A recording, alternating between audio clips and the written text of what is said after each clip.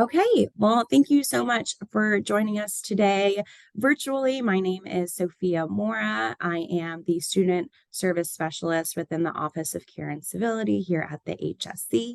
As you may know, April is Sexual Assault Awareness Month, and we wanted to bring you as students some information virtually that you can access at your leisure that will give you a little bit more insight into what sexual assault is and is not, some 101s behind sexual assault, so that you leave here today from this presentation feeling empowered and able to go out into the world and understand what Sexual Assault Awareness Month is all about. And here to help us do that, we do have a special guest from the Women's Center in Tarrant County. Her name is Brenda Barajas-Koch, and I will go ahead and pass things over to her. Yeah, thank you so much, Sophia. And thank you everybody who will be joining us and listening to this information. Like Sophia said, my name is Brenda Barajas-Koch, and I am a prevention education specialist with the Women's Center of Tarrant County. I'll go ahead and get us into today's topic. But before doing so, I do want to share just this quick little disclaimer letting you know that we are grant funded here at our presentations are grant funded. However, any of the opinions, findings, conclusions, and recommendations that I share with you here today are those of the Women's Center, and they don't necessarily reflect the view of the DOJ or our funders.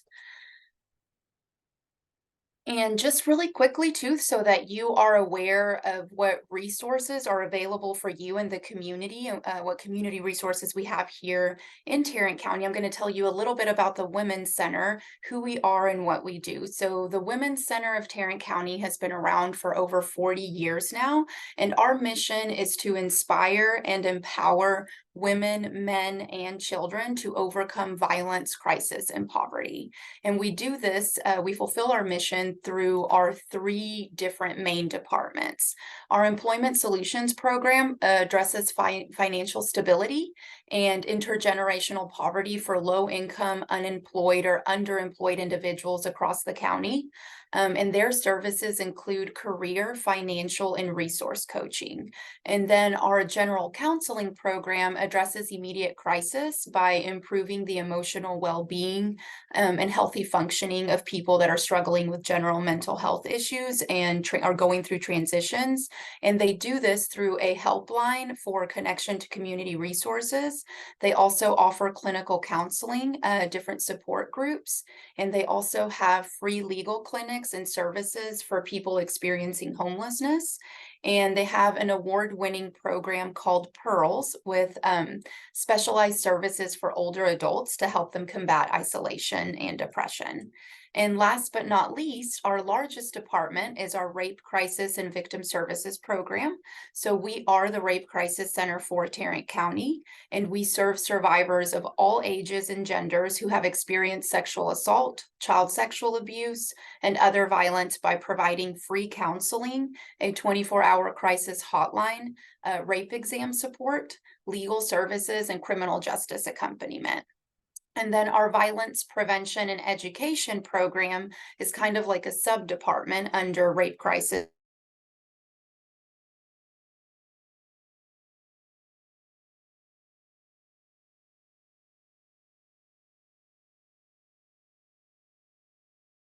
educate individuals of all ages and occupations about violence prevention.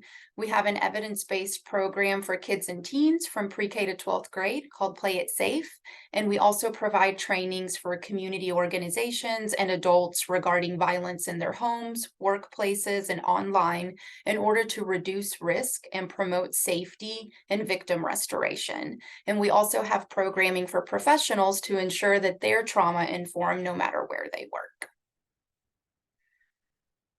So our objectives for today, this is what I have on this slide here. This is what I hope to accomplish with you by the end of this presentation. I want to separate some myths from facts regarding sexual assault. We will also be talking about and defining consent. And we'll watch a video that kind of breaks this down and does a really good job at making the topic more approachable, I guess you could say, and really illustrating what that can look like.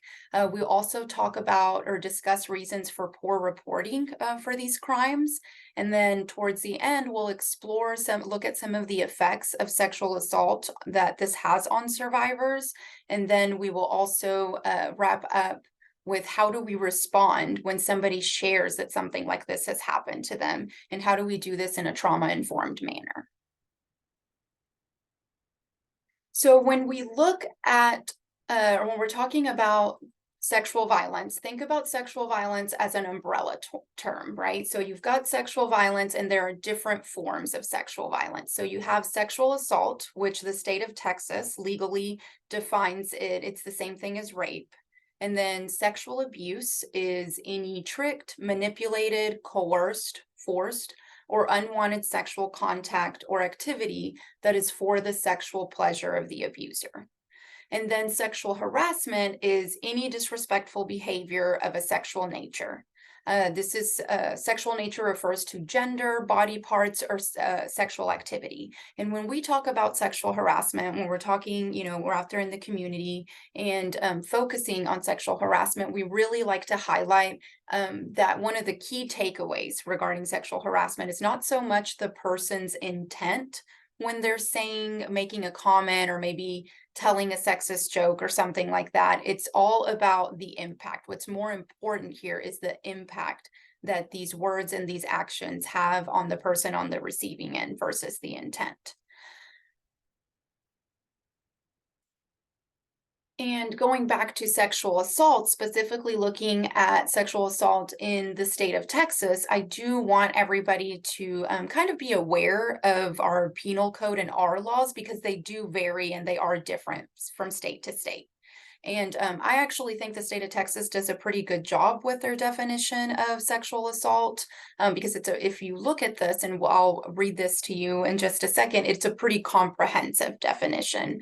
So under the Texas Penal Code, sexual assault is any oral, anal, or vaginal penetration with a body part or an object, or being made to penetrate someone else with a sexual organ. We're talking about sex without consent, or where consent has been withdrawn, or consent was gained through coercion. And coercion was added to the law in 2017. And sexual coercion is something that happens when someone uses either threats to get money, sexual services, or intimate visual material from someone else. This is when we're looking at kind of that sexploitation or sextortion, okay? Or, when someone promises not to commit a crime against someone in order to obtain those things. And when we're talking about consent, the part that says consent has been withdrawn, when we're out, especially doing our K through 12 programming, talking to youth and talking to teenagers, we do get into and talk about like, hey, what does it look like can people change their mind? Is it okay to change your mind? And that's what we're talking about when we say consent has been withdrawn.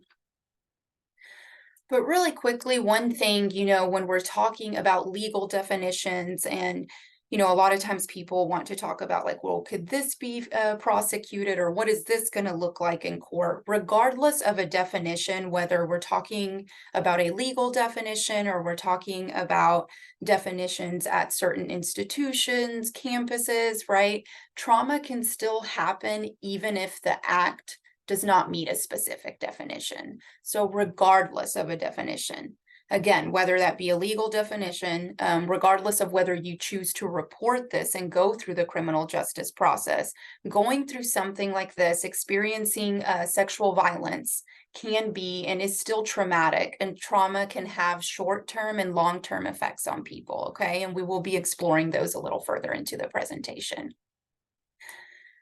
But I do want us to really quickly go back to that word coercion, right? So coercion, it's kind of like a fancy word for pressure, for manipulation, for tricking somebody, right? So these are different examples of coercion in a general sense, not necessarily in a legal sense, right? So this is what coercion can look like, or when we're talking about relationship skills, healthy relationships, healthy dating. These are some maybe red flags that people can be on the lookout for what coercion can start or how it begins, right? So again, other examples that I like to point out are using something like sextortion, which is extortion, but involving something of a sexual nature, right? Or maybe you've heard of this as revenge porn, right? I think there are plenty of examples that we've maybe heard in the media, like on the news, right? Or there are different shows that we've seen where people use revenge porn as coercion. Or another situation where we see coercion a lot, for example, is with undocumented populations. So people will use, for instance, someone's immigration status to coerce them by either withholding documentation or threatening to withhold documentation, in order for it to be processed, or threatening deportation, that kind of thing. But the key thing here is consent, right? And we're going to look at consent a little more in depth in the next few slides in our video. But, what I always tell people is when we're thinking about and talking about coercion, what I want to point out here is that, sometimes a yes, somebody either saying yes or seeming like they're in agreement is out of coercion, right? So we need to have that affirmative consent. Consent has to be affirmative. So when it comes to sex versus sexual assault, consent is that dividing line, right? So in general terms, consent is permission. Consent is an agreement between both parties. Again, consent is a yes, and the absence of a no does not equal consent. So consent has to be clear, coherent, willing, and ongoing, right? We also talk a lot about enthusiastic consent, right? So that's another way to think about it too. You want to have that ongoing enthusiastic consent. Okay, so now we'll get into this video really quick that, like I said, I think does a really great job at breaking this down. If you're still struggling with consent, just imagine instead of initiating sex, you're making them a cup of tea. You say, "Hey, would you like a cup of tea?" And they go, "Oh my God, I would love a cup of tea. Thank you." Then you know they want a cup of tea. If you say, "Hey, would you like a cup of tea?" And they're like, I'm not really sure. Then you could make them a cup of tea or not, but be aware they might not drink it. And if they don't drink it, then, and this is the important part, don't make them drink it. Just because you made it doesn't mean you are entitled to watch them drink it. And if they say no thank you, then don't make them tea. At all. Just don't make them tea. Don't make them drink tea. Don't get annoyed at them for not wanting tea. They just don't want tea, okay? They might say, "Yes, please. That's kind of you." And then when the tea arrives, they actually don't want the tea at all. Sure, that's kind of annoying as you've gone to all the effort of making the tea, but they remain under no obligation to drink the tea. They did want tea, now they don't. Some people change their mind in the time that it takes to boil the kettle, brew the tea, and add the milk. And it's okay for people to change their mind. And you are still not entitled to watch them drink it. And if they're unconscious, don't make them tea. Unconscious people don't want tea. And they can't answer the question, "Do you want tea?" because they're unconscious. Okay, maybe they were conscious when you asked them if they wanted tea. And they said yes. But in the time it took you to boil the kettle, brew the tea, and add the milk, they are now unconscious. You should just put the tea down. Make sure the unconscious person is safe. And this is the important part again. Don't make them drink the tea. They said yes then, sure, but unconscious people don't want tea.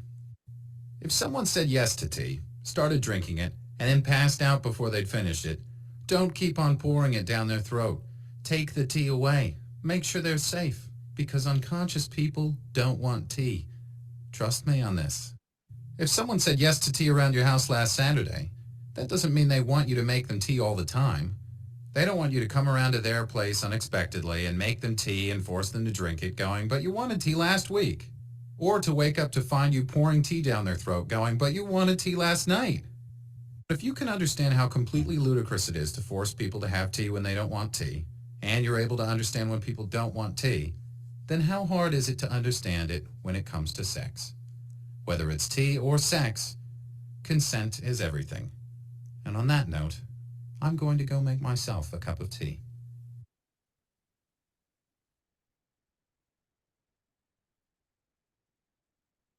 Okay.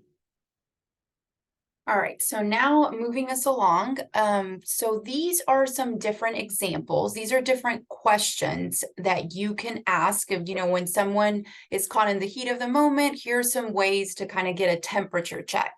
And remember, like I mentioned earlier, consent is ongoing. We're talking about that enthusiastic consent, requiring that clear and enthusiastic yes. So you can ask questions like, are you comfortable? Or are you comfortable with this? Is this okay? Do you want to slow down? Do you want to go any further? Right? So these are just kind of some pointers, some tips. And just remember that consent means communication every step of the way, right? And consent also means breaking away from preconceived notions of gender roles. There are no rules about who can initiate intimacy or who might want to take it fast or slow. The more comfortable that people feel expressing their boundaries and desires, the more comfortable this, because a lot of times, we do hear like, oh, this can be really awkward or this is really uncomfortable. That's why it's important to just kind of have some questions in mind. And I like sharing these tips. And the source that this comes from, this website called Love is Respect, loveisrespect.org, has a lot of really great educational resources and tools, especially for teens and young adults. So I do like to encourage people to visit their website and just use them as a resource, right? So what consent does not look like, and we're going to be talking about some of these myths, these common myths and misconceptions. So behavior like dressing a certain way, flirting, or accepting a ride from someone somewhere, accepting gifts, or when somebody's buying you drinks, that is not a form of consent, right? And like I mentioned earlier, neither is saying yes or not saying no, especially while under the influence of drugs or alcohol, because remember, consent has to be clear and coherent, or if you're doing so because you feel pressured or too afraid not to. So consent means respecting boundaries and never making assumptions, right? Then again, you just want to be on the lookout for those red flags.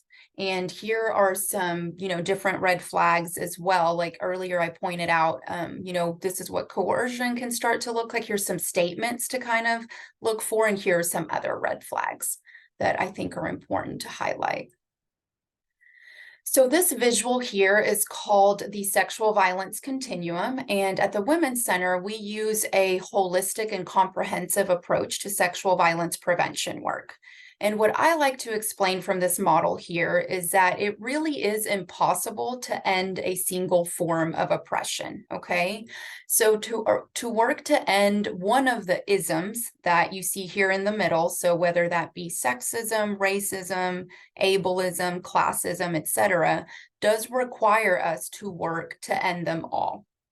And what I mean by this is we know that all sexual violence is rooted in power and control. Okay, so sexual assault, sexual violence, this isn't about sex or intimacy. It's about power and control.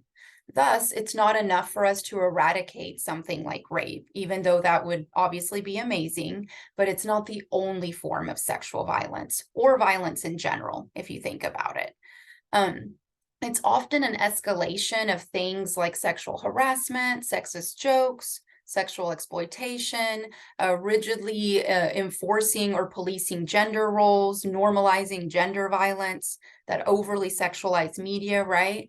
These examples I'm giving right now thread together the forms of gender-based oppression that can lead to sexual violence. But any of those other forms of oppression, the isms, can follow a similar progression. And, forms of oppression do, and they do intersect and compound one another. For example, think about the use of sexual violence in slavery or the different genocidal campaigns that we've seen around the world, right? No single oppression holds more weight than another because they can't exist without each other. So sexual violence is both a cause and effect of oppression. So our goal in prevention work is to try and disrupt this in its earlier stages. It's on if you look at this, it's on a continuum, right? So we want to disrupt this in its earlier stages with information and education to hopefully disrupt those everyday problematic attitudes before they devolve into something more serious on the other end of the continuum. So we're trying to address and change social norms, right? Those attitudes, beliefs, and standards of, what behavior is considered okay and not okay, because norms do help shape our behavior. And, we're all constantly adhering to social norms all day in hundreds of different ways. So now I do want us to look at some of the statistics, right? So how often does this happen? Is this really common? A lot of times when we're out in the community, depending on, what audience we're talking to, I like to ask, like, do you think this happens a lot? Right. And I get different answers. A lot of people are like, yep, it's more common than people think. A lot of times people are really shocked by the numbers. So when we look at the numbers, it's this is the why we do this. But just so that everybody knows, in the state of Texas, 2 in 5 women are survivors of sexual assault. 1 in 5 men in Texas are survivors of sexual assault. About 65% of victims do report multiple victimizations. And the bottom right-hand stats, or those numbers, are nationally. This is when we're looking nationally. 1 in 4 girls and 1 in 6 boys experience some form of sexual abuse. It can be physical, visual, or verbal, right? By their 18th birthday. And then in 8 out of 10 cases of rape, so 80% of the time, the victim knows who their perpetrator is. And I like to really highlight or point out, kind of hone in on that statistic there. The 8 out of 10 cases of rape, right? That the victim knows their perpetrator. And actually, if the younger the victim is, that number goes up. So the younger you are, it goes up to 90% and so forth. And the reason I like to really highlight this number is because I still think that, it's a pretty common misbelief or misunderstanding that this is some creepy random person. Typically people think like a creepy dude, right? That pops out of the bushes in the middle of the night and does this to someone. Or when we're talking about child sexual abuse, a lot of people think, that we teach and talk a lot about stranger danger.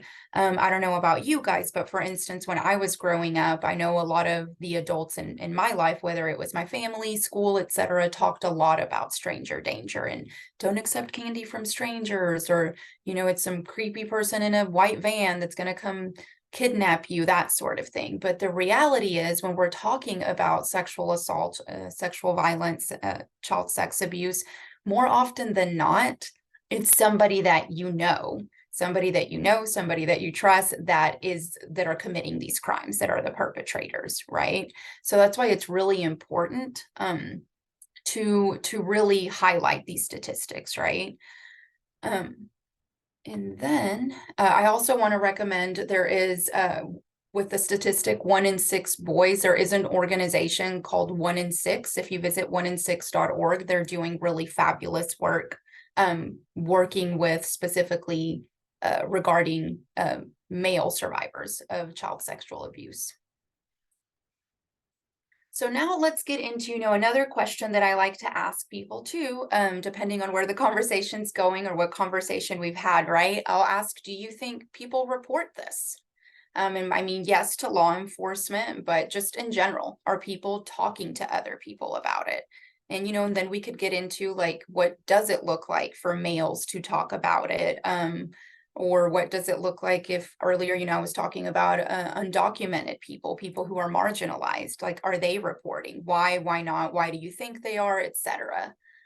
So let's look at some more statistics. The data that we see here comes from a study conducted by the University of Texas in Austin, where they found that, when it comes to reporting or disclosing their victimization, about 45% of survivors disclosed to a friend, 31% reported to a family member, Then almost about 17% would seek help by disclosing or reaching out to an intimate partner. Then it goes down, as you can see, to about 15% would report to a social worker or a helping professional, but only about 9% actually reported to law enforcement. And then only 6% sought medical care. That's when we're talking about that rape kit, those forensic exams. Everybody in the state of Texas, when you're a victim of a crime, you have rights as a victim of a crime, regardless of the language you speak, citizenship.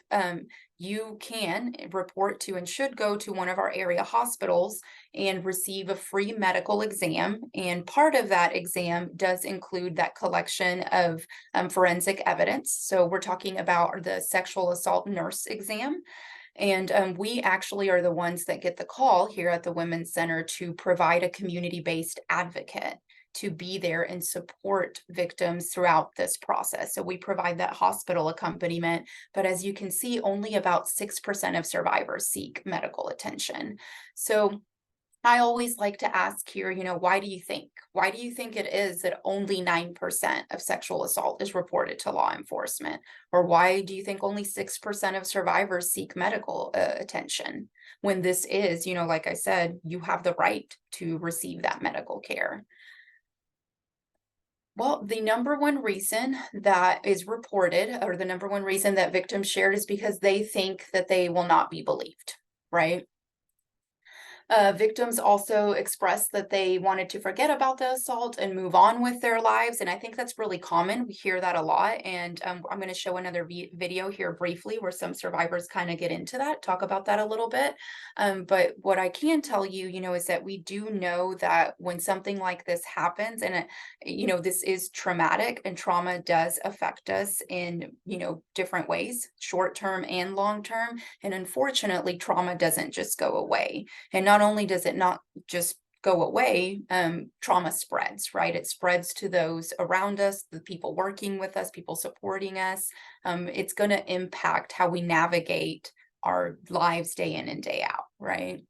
But some other reasons that we see, there's a lot of self-blame, and that goes into some of that victim blaming mentality that we have. It goes into, when we think about rape culture. Victims also talk about how they were too scared to report. Or a lot of victims say that, they chose to deal with the sexual assault themselves or ask their friends and family for help, which, if I go back to the previous slide, like I said, about 45%, disclose to a friend, and then about 30+% to a family member. So that's why it's really important when we're doing community education. I tell people, you may not be law enforcement, you may not be the detective investigating this or in a position that, you'll be medical staff doing the SANE exams, the sexual assault nurse exams, right? Or like I said, law enforcement. But if most of the time people are sharing this or telling a friend or a family member, that's why it is really important that that we all know how to respond in a trauma-informed way. And then also, again, like I said, a lot of victims are worried about jeopardizing their immigration status. So now we'll watch this video really quick, like I said, where we'll hear from different survivors and why they chose not to report. I was 22 when I was raped. I was 19. I was 20. I didn't report it for, 1,000 reasons, a million reasons. It was somebody I was involved with. It was a friend of a friend. My drug dealer. Met this photographer by myself. I got very drunk. I met some guy in this bar. He started trying to kiss me and I said no. He takes my left leg and raises it on his shoulder. He went to put his hand in my panties and I tried to kind of deflect his hand, and that's when he slapped my hand away. I blacked out. I was fighting pretty hard at this point, just saying no, please don't, please don't. I came to. Internally, I was shaking. I was really trying to look as calm as possible. And I could tell that something that I hadn't wanted to happen happened. He held me down and he forced himself inside me. I was being pleasant and nice just so I could remain safe and get out of there. And I kind of just ran out into the street with like my pants on inside out and my shoes off. And he sat up and he looked at me, and that was, I guess, the scariest moment for me, because I could tell he was deciding whether he was actually going to stop or not. And that was the moment that I realized that I had thought I was in control of a situation that I was not in control of at all. And I blame myself for putting myself in that situation. I knew that I had no proof. I could hear people's judgment saying, well, why did you do that? It was your fault. I was still in like physical pain from this and sitting there going, oh, well, no one's gonna believe me. It was my word against his. Everyone was just gonna go, this girl just, you know, slept with this guy and changed her mind. I wasn't the perfect victim. I figured, who's gonna believe some cokehead college girl? I didn't like try to fight him off, or I didn't slap him around, or, you know, I didn't pick up the phone and call 911. I didn't know that I was important enough to draw boundaries around what people could and couldn't do with my body. Who wants to come forward with the literal most violating thing that can happen to you, relive it, and then have people telling you that you're making it up? And I thought I would just be better off trying to put this behind me. I couldn't imagine pressing charges and then having to sit in a courtroom and look at his face over and over. I thought, well, you know, that's like giving him what he wants. Like, I'm spending more time on him. Imagine, and I think rightfully so, that it would have been more traumatizing for me in many ways had I reported it. It's up to a survivor to decide what they do with their story. It's up to them if they want to report it or not. I don't want this to be a part of who I am. I hated myself a lot at the time. We are violated, we are harassed, we are touched, we're trapped, we're scared. And we just take a chip on the shoulder and we keep our lives going, and that's not fair to us. And I think it would be wrong to tell them that they don't get to decide what happens next.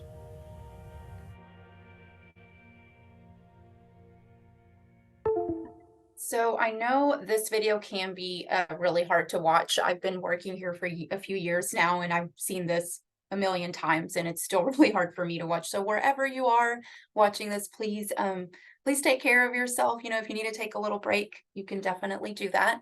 But yes, one thing I do want to highlight also from this video, and going back to seeking that medical attention, and when you report to one of the area hospitals, if you're an adult, you do not have to report to police, right? And our community-based advocates, like I said, our advocates, they will walk people, survivors through this. So you can choose what's called a non-report exam, and then they will actually store your kit, the rape kit, for up to 5 years. So people have up to 5 years to decide what they want to do with that evidence, whether they want to report or not. So now I do want us to get into some risk factors for victimization, and these are the things, right? The determinants or variables associated with increased risk. So I want us to think about, you know, what are some things that make people vulnerable? And also, other than what I have listed here, these different bullet points, try to think about right now, what are some other things that can make people vulnerable? But I do want to point out that vulnerabilities are not causes, okay? This does not cause someone to be raped or to be sexually assaulted or abused, right? Perpetrators know that what they're doing is wrong, or they know that it's illegal. So they know to, or they like to prey on people that they know are less likely to report.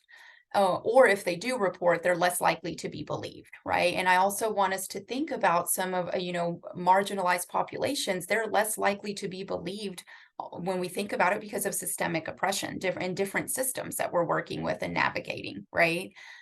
So it is important to say that. I do want to say that because a lot of times I think this can feed into or go into some of that victim blaming kind of mentality culture that we have. But a victim nobody deserves and nobody causes to be violated this way. The cause of this is the person who's choosing to cause harm, right? So kind of shift that blame and that focus onto perpetrators and not survivors. So now that we looked at some of those risk factors, let's get into some of those common misconceptions and myths.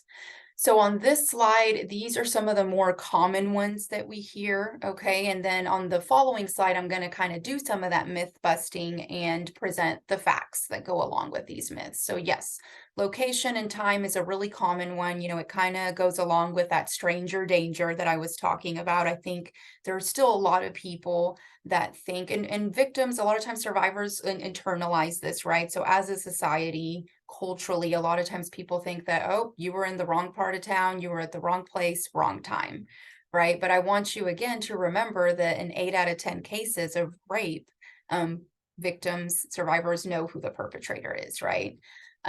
Behavior and reputation, right? Whether someone was drinking or if they were high or using drugs, that's a pretty common myth. The way somebody is dressed, which we'll get into that in just a second as well.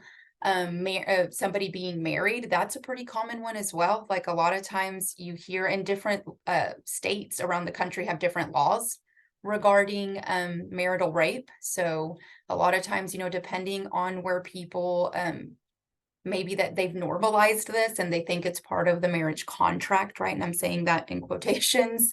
A lot of times people talk about false reporting as well, or talking about survivors giving consent, or people think that they gave consent if they had a physical response to the assault.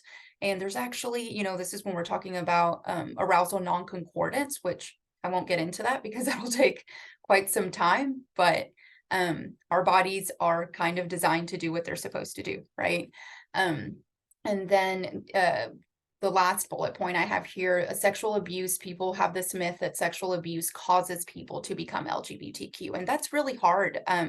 You know, talking to some of our therapists here that are doing this work, a lot of victims, you know, it's really hard for victims to like work through that, or survivors to work through that. So these myths and these misconceptions are still, because, you know, a lot of times people are like, oh, it's 2023. Do people really still believe that? Yes, like these myths are very much so still ingrained in our society, right? So that's why it's really important to kind of call these out and be aware of them, call them out, and challenge this.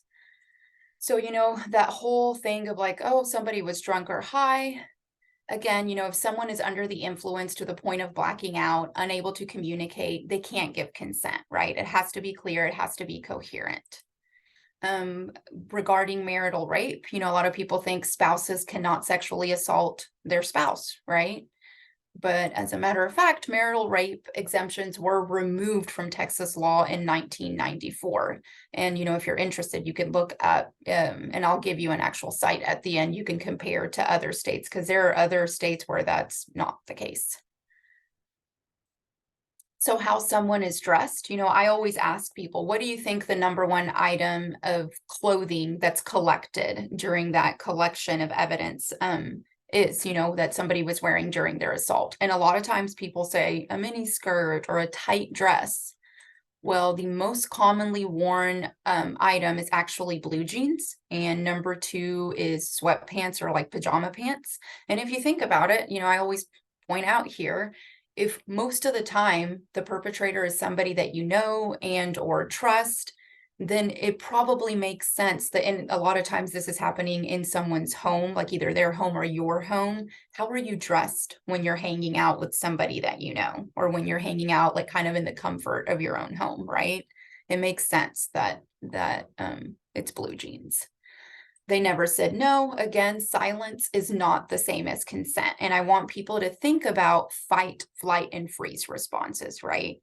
And one of the survivors in the video we watched earlier talked about that, you know, how she kind of just froze. And we hear that that's really common. And, you know, we all have those fight, flight, or freeze responses. One that's really common as well, people falsely report sexual assault all the time.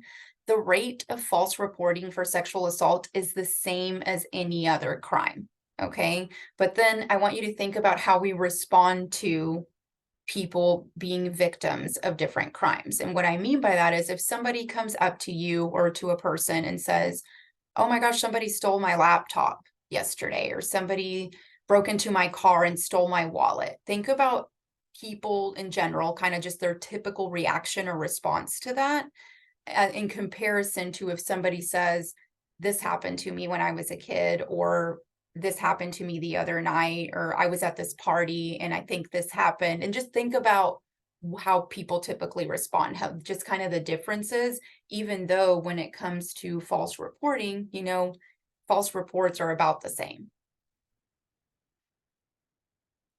So now I want us to look at some of the effects that this can have on a survivor. So when it comes to short-term effects, you know, we do see that, and long-term effects as well, I'm sorry, depression and anxiety. When it comes to depression and anxiety, survivors are 3 times more likely to suffer from depression and anxiety. They're also 4 times more likely to experience suicidal thoughts or ideations, and cope by with self-harm. People who are survivors of sexual assault are 13 times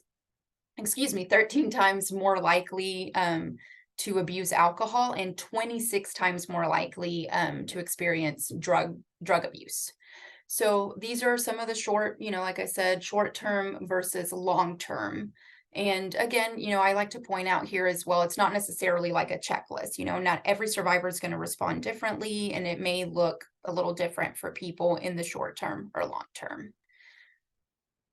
I'll let you kind of take a look at that for a second before I move on to the next slide. But I do really want us to, what I want us to take away from that as well is that, you know, we need to broaden our understanding when it comes to sexual assault and sexual violence as types of trauma, right? When we think about something like PTSD, for instance, you know, I always tell people, if we were to, you know, kind of play a word association game, what's the first thing that comes to mind when we talk about PTSD? And people say combat, war, right? Veterans. Yes.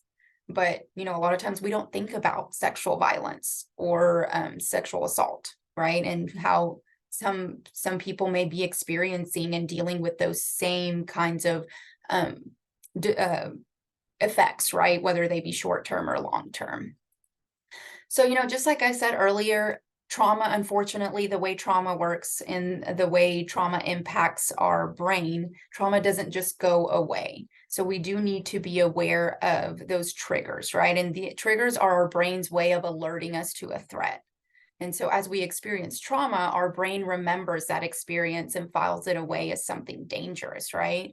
And in danger, our brain becomes hyper-focused on what's happening around us. This is that sensory data, right? So what am I seeing? What am I hearing? What am I feeling, smelling, etc.? And then our brain is less focused on everything else, right? So all the details can fade away. So, you know, once you're calm again, you most likely won't remember much beyond that sensory data. So, you know, what you're seeing, hearing, feeling, and that's why I like to use that visual of a fire alarm. Our brain is kind of, you know, when something like this has happened, it's functioning kind of like it's giving us that signal. So this is going to manifest when you experience something that reminds you of that trauma, right? So it could be like a smell or a feeling that reminds you of the assault or of the perpetrator, even if the actual situation is completely different. So it just takes one similar thing to remind you of that, and your brain is going to say, hey, fire alarm, this reminds me of something dangerous. We should go into survival mode, right? So that's why it's really important to just kind of keep that in mind. So, okay, so how can we help survivors, whether it's, you know, in a professional sense with, you know, patients that you're working with, clients that people are working with, classmates, coworkers, etc., or just in general, right? Everybody does play a role in preventing sexual assault from happening in the first place, or from reoccurring, right? Breaking those cycles of violence. A lot of times, you know, people will talk about that generational trauma, and we all have a role to play in how we respond, right? How we react when somebody tells us that this has happened to them. And of course, you know, I do want to give y'all some tools on how to respond when somebody discloses or shares that they're a survivor, so that you can do it in a trauma-informed way.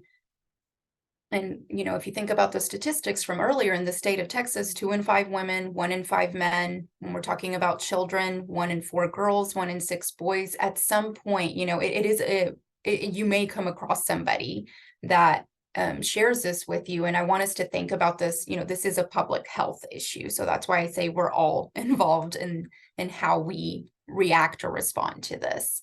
Keep in mind that healing and recovery are possible, right? Like, I know a lot of times when we're getting into the dynamics of sexual assault, we're kind of looking at the 101 of this and we look at those stats. It can be really shocking, alarming, frustrating, and it should be. But I do want to, point out to people that hope is, you can find hope in healing, and healing and recovery are possible. It doesn't matter if it happened a long time ago. It doesn't matter if it just happened a few days ago, right? We see it here and we work with people, with clients every day. So just remember that we do have a 24-hour crisis hotline that can help with reoccurring trauma and flashbacks. And trauma not only affects the victim, it also affects those close to the victim. So our services are available to secondary survivors as well. So we offer services for victims and those secondary victims. But this model here, this is our tried and true model on how to respond if someone shares with you that they've been a victim of sexual violence. But it's also applicable to any traumatic event that a person may have experienced. So if somebody tells you that this happened to them, the very first thing that you should do, it starts with believing. You're not the detective, you're not investigating, you are there to support and empower that person. And you need to tell them, I believe what you're telling me. And then we need to affirm survivors and acknowledge that it's important to talk about the abuse and getting help. So, it can be as simple as saying, I'm so glad I'm sorry this happened to you. I'm so glad you're telling me about this, though. It's really important that that you get help. And then we want to support survivors and reinforce the idea that the abuse is not their fault and they are not to blame, regardless of the circumstances. Remember, again, a lot of times survivors are already dealing with so much of that self-blame. So we want to make sure we tell them this was not your fault. But I did that. Nope, this is not your fault, right? And then we want to empower survivors, because think about this, if this is rooted in power and control, right? That perpetrator took some power, took control away from the victim. They are often going to feel helpless and powerless. By affirming, supporting, and educating survivors, with available resources, you are giving them back some of that power and control over their life. So just let them know, there are things that we can do to help. And then last but not least, we want to make sure that we're referring to their local rape crisis center, or just local or counseling referral. So just let them know, I'm gonna talk to some people that can help you, right? So just know, like, you don't have to be, I'm not saying people have to take on that role and be a counselor or a therapist, but letting them know there are resources, there are things out there to help you. So here are some additional resources, so yes, about the Women's Center now, and we are like I said, we're your local rape crisis center, but we also have Safe Haven of Tarrant County is right down the road from us. And because a lot of times we do get asked if we have a shelter, we do not have a domestic violence shelter here at the Women's Center. That would be Safe Haven, but we do work really closely with them. And then there's also One Safe Place of Tarrant County. And then our state coalition, or our state advocacy center, is the Texas Association Against Sexual Assault, or a lot of times you'll hear people say TASA. I do like to encourage people to visit their website, because they have a lot of incredible, just a wealth of knowledge, research, educational tools. They do a lot of wonderful trainings if you want to learn more about some of these issues. And then the Rape and Incest National Network, they have a hotline as well, and a lot of really great information on their website. That's the site that I was saying earlier. If you kind of want to compare some of the different laws in different states and what that looks like, they have that. And then TASA, the Texas Association Against Sexual Assault, also has a directory. So if you happen to move out of Tarrant County and you're wondering, like, okay, now I'm in this county, is there a rape crisis center here, or domestic violence shelter? You can enter your zip code and they'll direct you to the nearest center. So I know we're not live right now, but if you do have any questions or comments, we always tell people that they are more than welcome to give us a call. I'm going to share my contact information as well. Here are my references, and my email address and phone number is on this slide. So please feel free to reach out to me if you have any questions or are interested in additional trainings and education opportunities. We're always here and love to hear from participants. Thank you. Awesome. Thank you so much, Brenda. I really do appreciate the presentation that you gave us for HSC. Definitely a lot of really good information. I learned a lot today, so hopefully the students, staff, and faculty will as well. But again, we thank you for taking the time for listening to us, and hopefully you will see something like this in the future again. Thank you so much, Sophie. I really appreciate it.